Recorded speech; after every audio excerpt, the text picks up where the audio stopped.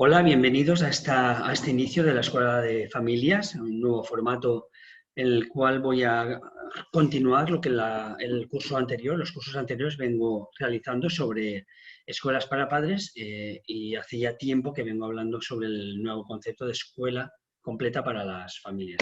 En un breve resumen de lo que estoy planteando, voy a hablar sobre todo de mi especialidad, que es la neuropsicología, la neurociencia, y voy a hablar sobre el cerebro adolescente. Es fundamental, no la conducta adolescente, sino entender la conducta a través de las conectividades del cerebro. El título que pueden observar es una guía desde la neurociencia para educar adolescentes.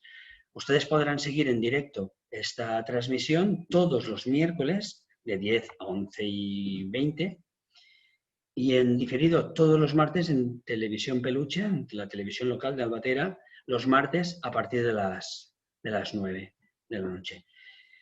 Bien, el programa está basado en la neuropsicología clínica, es un programa de prevención propio, de eficacia contrastada y se viene aplicando ya en algunos países, por ejemplo, en Islandia, donde se consiguió, esta diapositiva la he puesto varias veces, se consiguió reducir simplemente con la formación conjunta padres-alumnos y a nivel comunitario, una reducción más que notoria del consumo de varias sustancias, de consumo legal.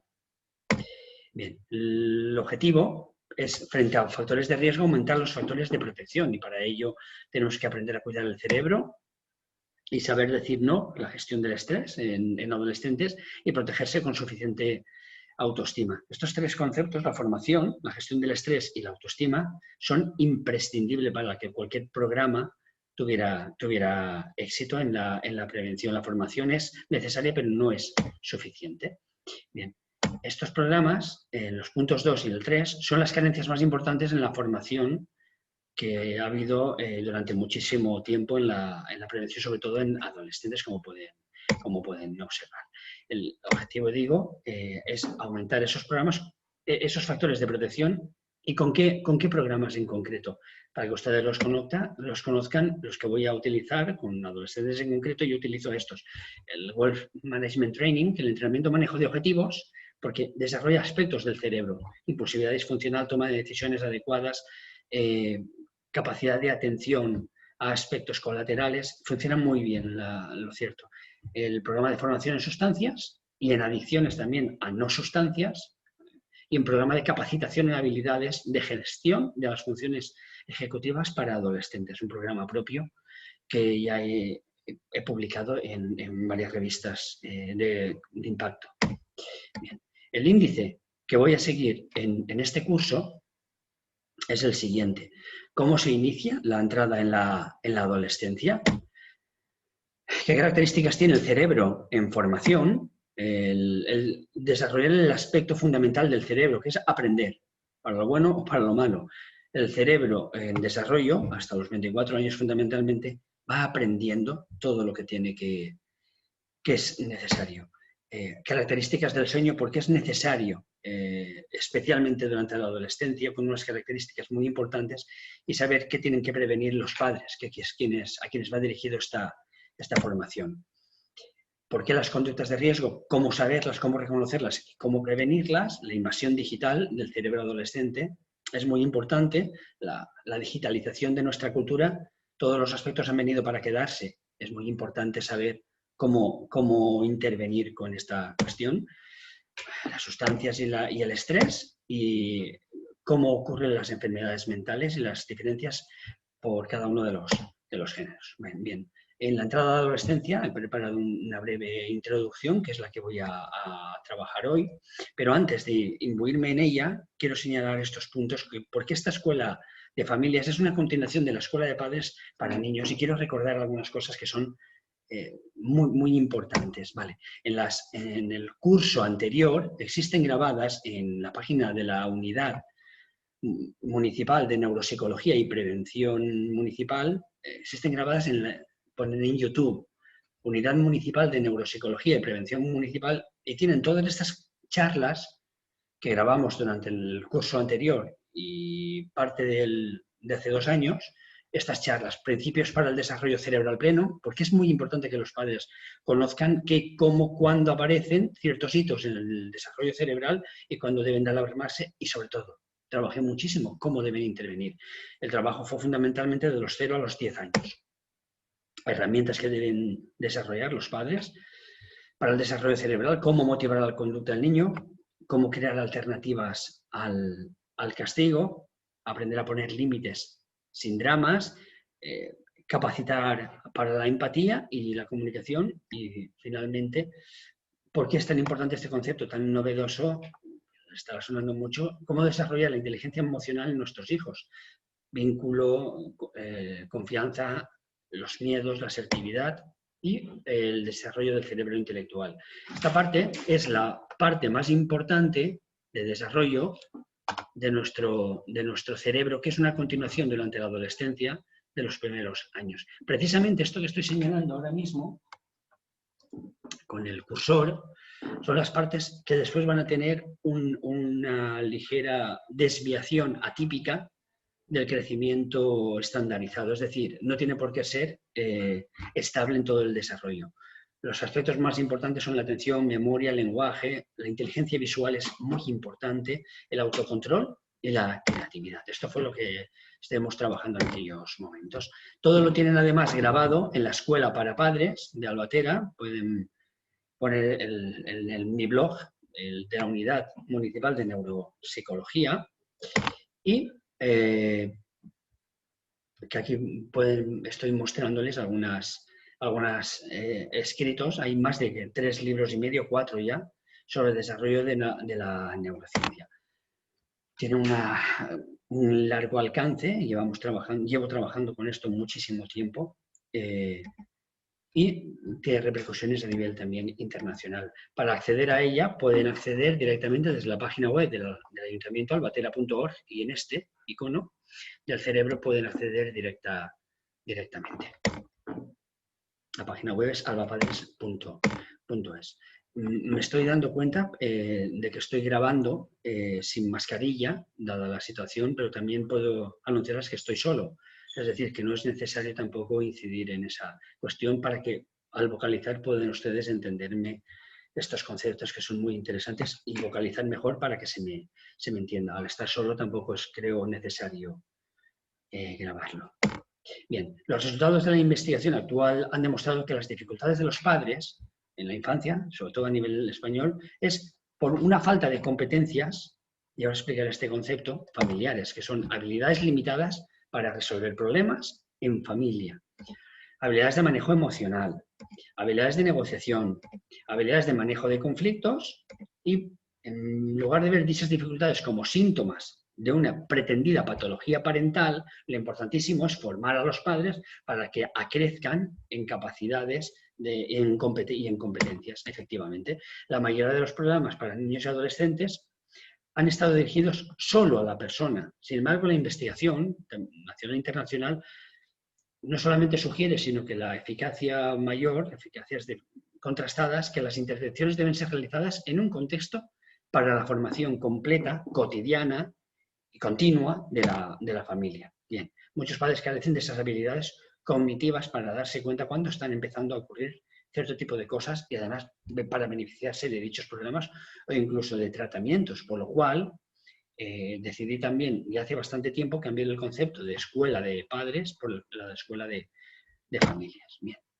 Si las habilidades de los padres mejoran a través de la formación, los padres pueden facilitar el desarrollo de las habilidades para resolver problemas en sus hijos, debido a las neuronas en espejo, y ayudando a los miembros de la familia a adquirir habilidades mentales, habilidades emocionales, conductibles e interpersonales. Bien. Por lo tanto, la escuela inicialmente infantil, que era escuela para padres, sin la participación tan directa de los adolescentes, tiene un amplio comportamiento muchísimo mayor durante nuestros hijos. Las competencias, en definitiva, son, una competencia es hacer, pero ¿cómo vamos a desarrollar esos conceptos? Aquí tienen 5 conceptos para hacer, para que se cree en nuestro interior una competencia. Tenemos saber a nivel teórico, saber hacer, desarrollar las habilidades y destrezas, saber estar, poder hacer y querer hacer. Todas estas cuestiones que acaban en una motivación que siempre es intransferible deben trabajarse en todas las cuestiones anteriores. La motivación debe ir precedida siempre de una formación adecuada y una estimulación social y familiar, si no frecuentemente se cae o en el abandono o en el estrago de la indiferencia, que es un estrago hoy en día para muchos adolescentes por parte de sus padres. La infancia es un periodo crítico neuromadurativo que se acucia con la adolescencia, y aquí está el niño y el adolescente. Hay unas carencias fundamentales en este tipo de cuestiones que han desarrollado. Lo que deben hacer los padres es desarrollar estas cuestiones. Control, límites, protección, alimento, apoyo, emancipación y lugar. Obviamente, hay partes en la adolescencia que se acentúan en todo este proceso.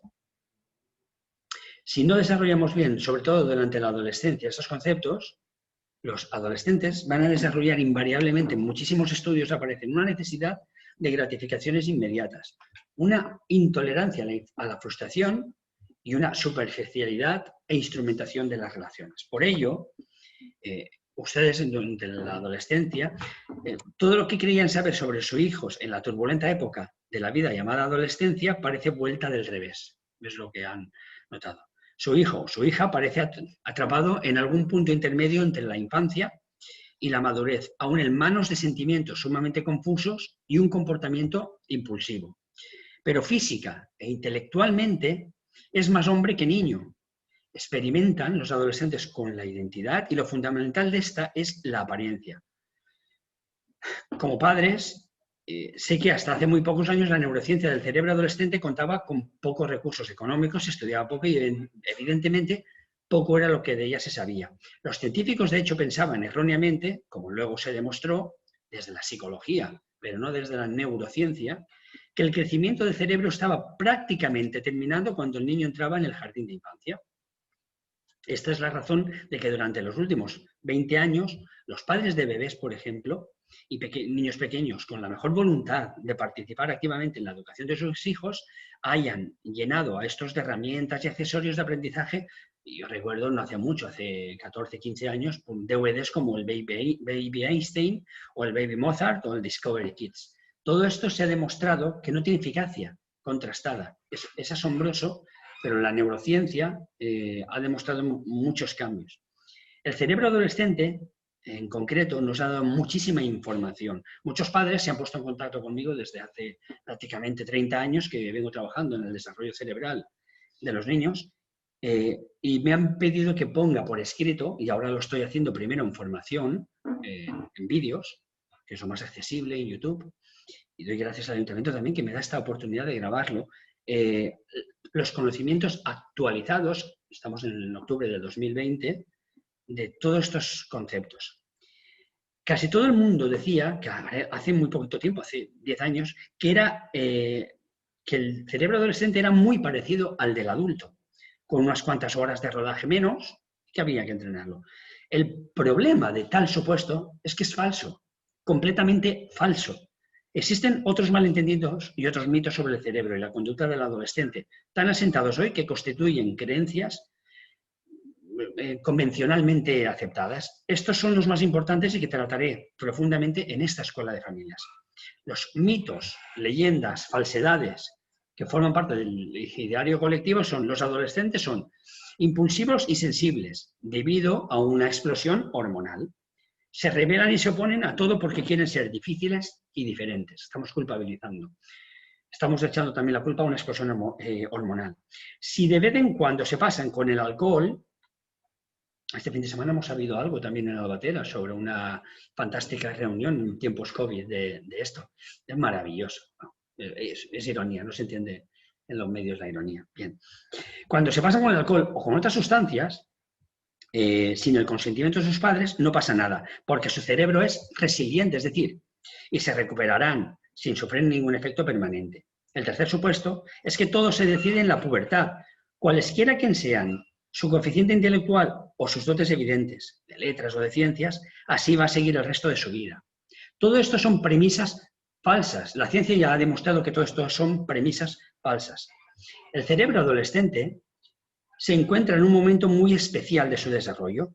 Como iré exponiendo, existen puntos débiles exclusivos de esta ventana de edad, pero también existe la capacidad, y es ahí donde entra la competencia de los padres, de aprovechar unas virtudes que al entrar en la madurez se van a desvanecer. En definitiva, los adolescentes son diferentes, pero esta diferencia tiene unas importantes razones, tanto fisiológicas y neurológicas también, pero también neuropsicológicas. En este curso voy a explicar que el cerebro adolescente tiene, por un lado, importantísimas ventajas y debilidades ocultas, que ustedes como padres van a tener herramientas de conocer y que suelen pasar muy desapercibidas. Lo que quiero es algo más que ayudar a los adultos, a los padres, a comprender a sus adolescentes. Mi propósito es dar consejos muy prácticos para que los padres también puedan ayudar a sus hijos adolescentes. Estos no son los únicos que se han de abrir camino por este periodo apasionante. Y estos consejos prácticos se realizan por medio de vídeos y explicaciones sobre qué y cómo hacer. Y iré exponiéndoles en vídeos cómo hacer con cosas muy prácticas. Cuanto más me adentraba a nivel neurocientífico en los nuevos estudios sobre la adolescencia, más me daba cuenta del error que era observar el cerebro adolescente con la lente de la neurobiología adulta. El funcionamiento, el cableado, la capacidad, todo es diferente. Descubrí que todo era distinto en el adolescente. También era consciente de que esta nueva ciencia del cerebro adolescente no estaba al alcance de la mayoría de padres. La mayoría de las investigaciones están, por supuesto, en inglés y son ámbitos neurocientíficos que hablan a nivel neuroquímico. Como veremos en este curso, lo que intento hacer es que el entorno, explicarles que el entorno va a modificar fisiológicamente el cerebro del niño, hasta bien entrados los 20 y tantos años. Tenemos estudios que incluso llegan a la treintena de modificación, de modo que la adolescencia, además de ser un tiempo de grandísimas promesas, lo es también de peligros exclusivos. Los científicos descubren todos los días formas de funcionamiento y de reacción del cerebro adolescente ante el mundo, distintas de las del cerebro del niño y del adulto. Son diferentes, literalmente. Y el modo de reaccionar del cerebro adolescente ante el mundo tiene mucho que ver con las decisiones impulsivas, irracionales y equivocadas, que al parecer los adolescentes toman tan a menudo. Parte del problema de entender bien a nuestros adolescentes está en nosotros, los adultos. Los mandamos a mensajes contradictorios con excesiva frecuencia. Damos por supuesto que cuando nuestros hijos empiezan a parecer físicamente adultos, les crecen los pechos, les sale la barba, deben actuar como adultos y como a tales hay que tratarlos, pidiéndole cuentas de todo lo que se las pedimos a nuestros iguales. De hecho, un adolescente, y hay varios casos en Estados Unidos, me enviaban la semana pasada unos compañeros americanos, son alcaldes de sus respectivos pueblos adolescentes con menos de 18 años. Es asombroso por la capacidad de empatía. Bien, disponer de un entorno organizado, en algunos adolescentes, empiezan algunas investigaciones, les ayudaba a adolescentes que no tenían un coeficiente intelectual mayor que otros a recordar, implementar y tomar mejores decisiones.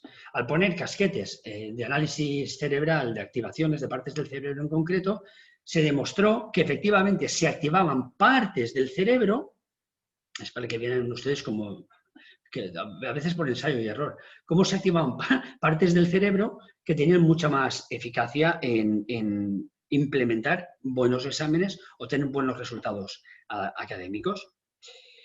Pues bien, lo que descubrimos, independientemente de que fuera un factor añadido a la inteligencia, y frecuentemente las investigaciones se quedaban con aquellos que tenían un concepto de inteligencia instrumental menos elevado, llevó a la conclusión de que disponer, y leo literalmente, de un entorno organizado era lo que había ayudado a aprender. En términos puros, aprender es mantener, retener e implementar a largo plazo. Pues bien, acabaron haciendo realmente bien aquello para lo cual habían sido entrenados. Pues bien, como explicaré más adelante en varias charlas, el adolescente está colocado en un ascensor, con el cerebro dispuesto para el aprendizaje. Por esto es importante el lugar en el que aprende y cómo lo hace. Y cualquier padre puede ayudar a su hijo adolescente a organizar un lugar donde éste vaya a hacer los deberes. Como el trabajo escolar es una de las cosas principales que los adolescentes hacen en casa, los padres, aunque no estén ni licenciados ni doctorados en la disciplina, que su hijo lleve atrasadas, puede colaborar con ellos en sus estudios. Los podemos ayudar a repasar los deberes, comprobar la ortografía de los trabajos o de los niños. Es posible que no podamos evitar que los adolescentes se hagan unas mechas de color rojo, pero la cuestión es que al menos sí podemos proporcionarles un buen tinte cuando quieran cambiar de aspecto. Dejemos que experimenten, sinceramente, en cosas menos dañinas y evitaremos así que se rebelen y se metan en problemas mucho más graves. Un consejo muy importante es procuremos no obsesionarnos con ganar batallas cuando lo que necesitamos es ganar la guerra. La clave está en conseguir que experimenten de forma automática, instintiva casi, con todo lo que necesitan experimentar, sin que se produzcan efectos adversos duraderos. La adolescencia es un tiempo magnífico para verificar las virtudes de la persona y para ocuparse de las deficiencias que adquirió. Lo que no hay que hacer, y yo lo he visto en muchísimos padres, es ridiculizar, criticar, desaprobar ni despreciar. Al contrario, es imprescindible la empatía, aprender a ponerse en la cabeza del adolescente. Todos los niños tienen algo con lo que batallan y en lo que podemos ayudar. Tal vez sean un desastre con sus cosas, se olvidan de traer los libros a casa, amontonan notas importantes en el fondo de la mochila, se lían con los deberes que les ponen. A veces, casi siempre, todo lo que ocurre es que no son organizados, que no se fijan en los detalles de lo que le pasa a su alrededor. Por esto, esperar que descubran cómo han de hacer los deberes en realidad puede ser mucho esperar. Los adolescentes no siempre acertarán no lo van a aceptar nuestros consejos, pero no se lo pondremos dar si no estamos a su lado, si no procuramos entender cómo aprenden. Debemos saber que ellos mismos se sienten extrañados por su conducta imprevisible. Hablaré mucho del cerebro, qué ocurre con la imprevisión. Son un constante devenir de flujos de emociones, que no de hormonas. Y por esta caja de herramientas dispar que llaman cerebro. Ocurre sencillamente que no se encuentran aún en condiciones para decírnoslo. Para ellos, el orgullo y la imagen son sumamente importantes y no son capaces de observarse y de ser autocríticos. De esto en concreto trata este curso, saber cuáles son las limitaciones de nuestros adolescentes y qué podemos hacer para ayudarles, para que no nos enfademos con nuestros hijos, no nos desconcierten o simplemente no levantemos las manos en señal de rendición. Quiero explicar lo que hace que sean tan exasperantes. Gran parte de lo que encontrará en este curso le va a sorprender, probablemente porque piensa que la conducta recalcitrante de los adolescentes es algo que pueda controlar, o al menos debe intentarlo, que su sensibilidad, su ira, su actitud displicente son totalmente conscientes y que se niegan con plena conciencia a escuchar lo que les sugerimos, les proponemos o les exigimos. Una vez más, todo esto es falso. En algunos momentos, el escuchante, quien me esté observando, se sorprenderá durante el viaje en el que les voy a llevar en este curso, pero prometo que al final comprenderá, si ustedes me siguen, que al final comprenderá qué es lo que motiva realmente a los adolescentes, porque entenderá mucho mejor cómo funciona su cerebro. Este curso, siempre que sea posible, procuraré ofrecer datos reales procedentes de artículos de auténticas publicaciones científicas. En ellas hay mucha información que no lo ha sido traducida al público en general. Y más importante aún, la generación adolescente tiene en gran estima la información, pero la información real. Así que cuando hablamos con los adolescentes, les hemos de dar datos reales. El ámbito preferente de actualización de sus datos es Internet. Y en Internet existe tanto lo bueno como lo malo. Es muy importante saber, y a mí me ha dado mucha herramienta, ser profesor de la universidad, a quien le agradezco también la oportunidad, porque lo agradecen y cuando se les contrasta, cuando he estado trabajando con adolescentes en el instituto, piden explicaciones y saben ver cuando algo es cierto y lo contrastan mucho. He incorporado además al curso y en el punto correspondiente al tema en cuestión cuantos datos y cifras científicos he podido y en su caso señalo debidamente la aplicación práctica a la que podemos saber sobre las ventajas y los inconvenientes en concreto de ser adolescente. Es necesario desmitificar muchas ideas sobre la adolescencia. Este curso intenta desmontar a estos mitos y en su lugar explorar la nueva ciencia con la que nos podemos informar. Pero para que el curso sea plenamente eficaz, hemos de recordar una regla muy simple, tan simple como la ley de la caída del agua, la ley de la gravedad. Muchos compañeros neurocientíficos, y al compartir, Álvaro Bilbao y otros compañeros que podemos compartir ideas sobre todo esto, la regla es tan sencilla como aprender a contar hasta 10 como padres. La impulsividad disfuncional no es controlada hasta que se dan cuenta. Tienen un problema, voy a denominarlo en claridad, el concepto técnico se llama anosognosia. Anosognosia viene del no ser consciente suficiente de la propia conducta. Tienen que verse reflejados en una relación de iguales. El aislamiento, en el que se infligen ellos mismos durante este periodo, es un proceso de necesidad de crecimiento y de necesidad de no estar abandonados. Es importante tener una relación diádica para saber y aceptar que lo que se le está diciendo es por el propio bien. Cambiar el comportamiento, entonces, de nuestro adolescente depende en parte de nosotros mismos, por lo que somos nosotros quienes hemos de ingeniar un plan de acción y un modo de actuación adaptados a la familia y a nuestros hijos y que se ajusten también a nuestros deseos. De hecho, las frases más habituales del periodo de la entrada a la adolescencia es: mi hijo se enfada por cualquier cosa. Esto es un correo que yo, en términos puros, he recibido infinitamente. Levanta un muro a su alrededor y no habla. Se queda en vela toda la noche, se pasa el día durmiendo. Ha dejado de hacer cosas que le divertían. Antes era encantador, hasta hace nada, ¿sabe usted? Inteligente, extrovertido. Hoy raramente está de buen humor. Pienso en todo lo que he podido hacer para criarlo y lo que he hecho, por enviarlo incluso a unos buenos estudios, y todo para conseguir esto. La persona invariablemente suele terminar con esta frase: ¿cómo me puede ayudar? Este tipo de correos son muy habituales. Bien.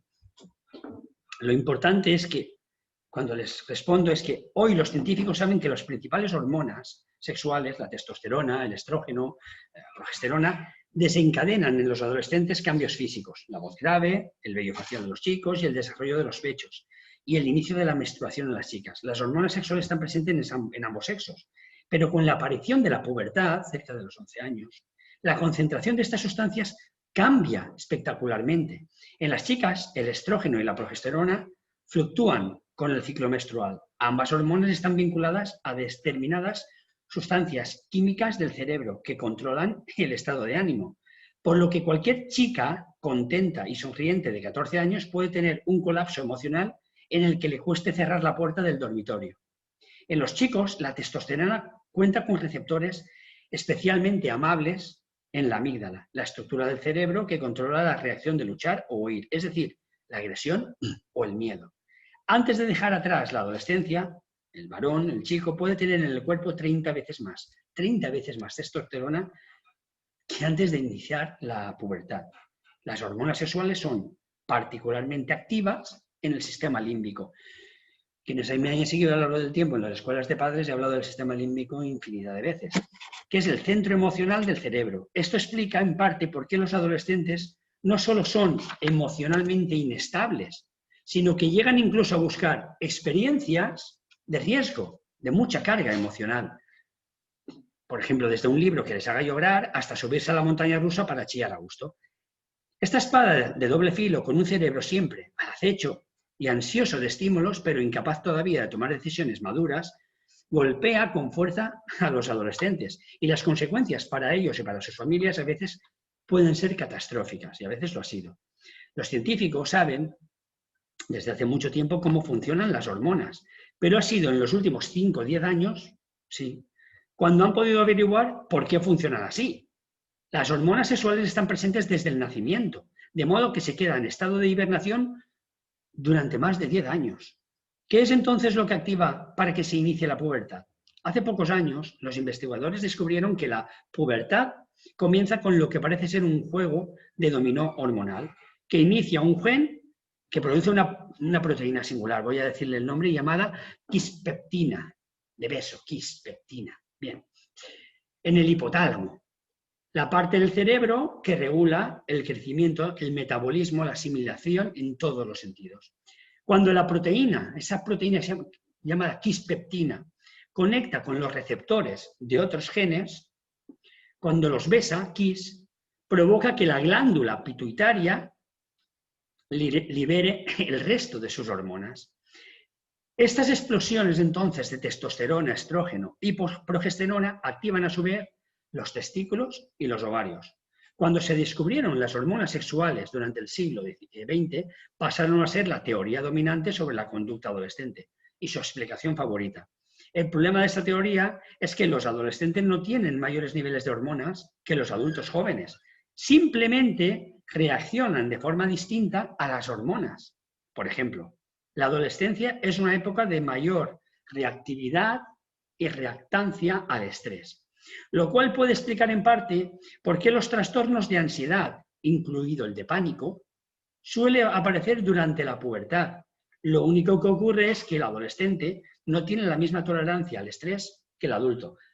¿Por qué? Si tiene la misma cantidad de hormonas. Porque el cerebro, el freno del cerebro, que es el neocórtex, el cerebro cortical, no está suficientemente maduro. Todavía no tiene suficiente conectividad. Bien. El primero, el adulto, es mucho más proclive a dolencias y problemas físicos el adolescente es mucho más proclive a dolencias y problemas físicos debidos al estrés, como resfriados, jaquecas, malestar estomacal. En los adolescentes actuales se observa también una multitud de síntomas que van de morderse a las uñas a trastornos alimentarios.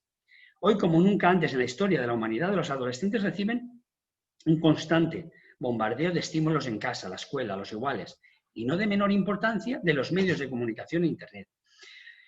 ¿Por qué los adultos son menos vulnerables al efecto de los estímulos? En 2007, investigadores del Centro Médico del Sur de la Universidad de Nueva York, SUNY, explicaron que la hormona tetrahidropregnanolona, que se suele liberar como reacción al estrés para controlar la ansiedad, produce un efecto inverso en los adolescentes. Y en lugar de mitigar la ansiedad, esta hormona la agravaba.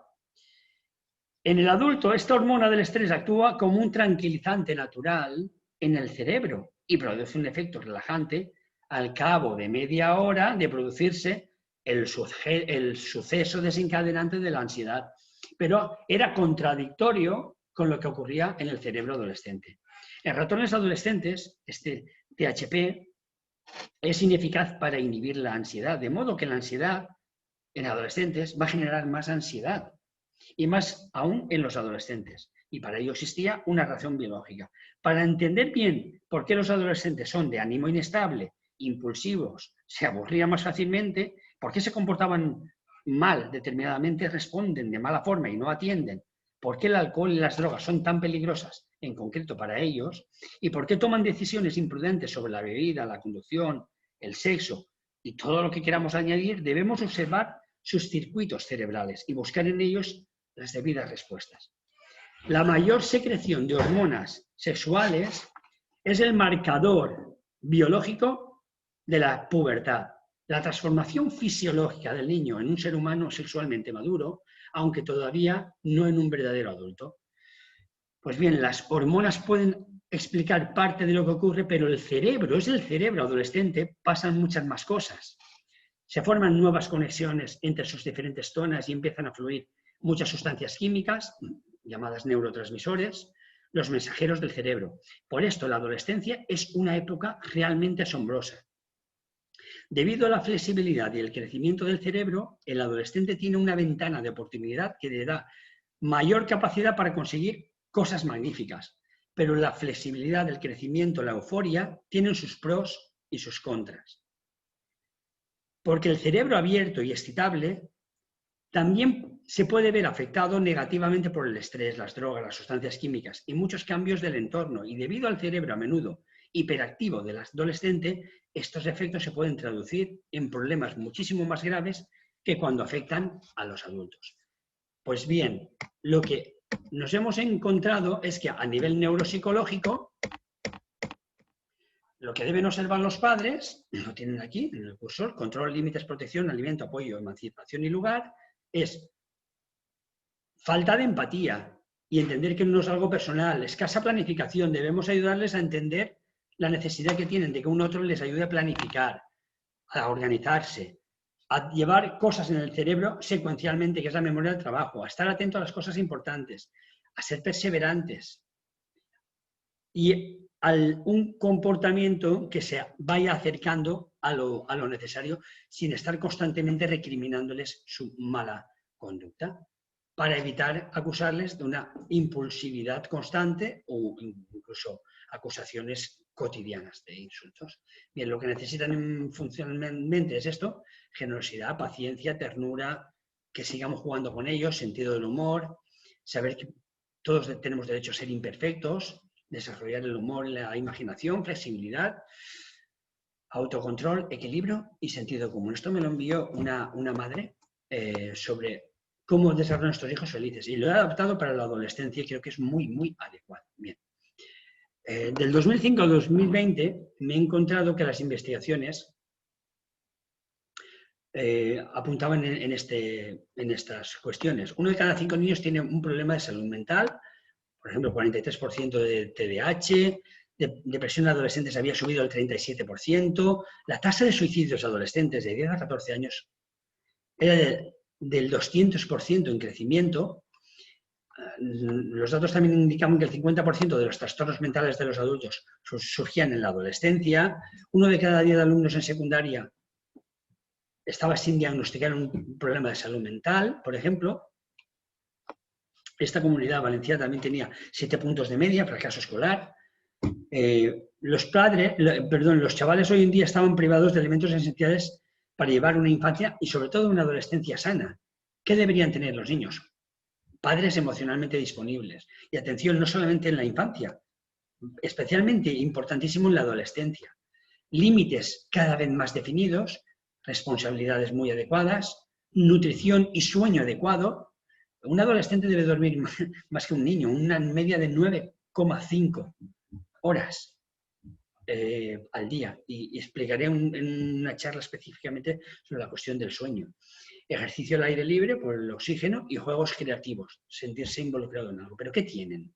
Padres distraídos digitalmente, progenitores ausentes o permisivos, niños que piensan, adolescentes que tienen derecho a todo y no se les marca límites sin responsabilidades, sueño inadecuado y nutrición desequilibrada. España es uno de los países con mayor crecimiento de la obesidad en adolescentes, estilo de vida sedentario dentro de casa y una estimulación sin fin con niñeras tecnológicas. Bien, voy a pasar rápidamente a estas cuestiones. Es importantísimo también trabajar desde la adolescencia, porque la previsión que ha hecho para algunos países la OMS es que el desarrollo del proyecto de Alzheimer para el 2100 esté el crecimiento del desarrollo cerebral del año 2000 al 2100. La previsión del proyecto Alzheimer era enorme, en un intervalo que había crecido enormemente. Bien. La guía, fundamentalmente, para seguir este curso es la que voy a marcar y es al final la que voy a poner en esta última transparencia, que es la siguiente. Que aprendamos que no hay padres perfectos, pero estamos aquí para aprender. Aprenda a escuchar realmente a sus hijos, hable con sus hijos acerca del alcohol, tabaco y las otras drogas, pero no solamente hablar con datos científicos y cómo afectan a sus hijos adolescentes. Que desarrolle la autoestima para ayudar a sentir bien. El ejemplo es fundamental. Ayudar a sus hijos a desarrollar valores firmes en los cuales involucrarse. El tema de las normas, actividades recreativas sanas y ayudar a sus hijos a tomar decisiones. Punto 9 es fundamental, porque el lóbulo prefrontal es el más tardío en desarrollar y no están preparados, pero quieren impulsivamente estar preparados. Lo que están pidiendo es la oportunidad de desarrollarse en la toma de decisiones. Es nuestra obligación moral y lógica, por supuesto, lógica digo, porque debemos estar ahí. El problema muchas veces es la competencia que los padres deben tener. Bien, les espero en la próxima charla. Muchas gracias por su atención. Esta charla será subida, y vuelvo a repetir, a YouTube del Ayuntamiento. Muchas gracias por su atención.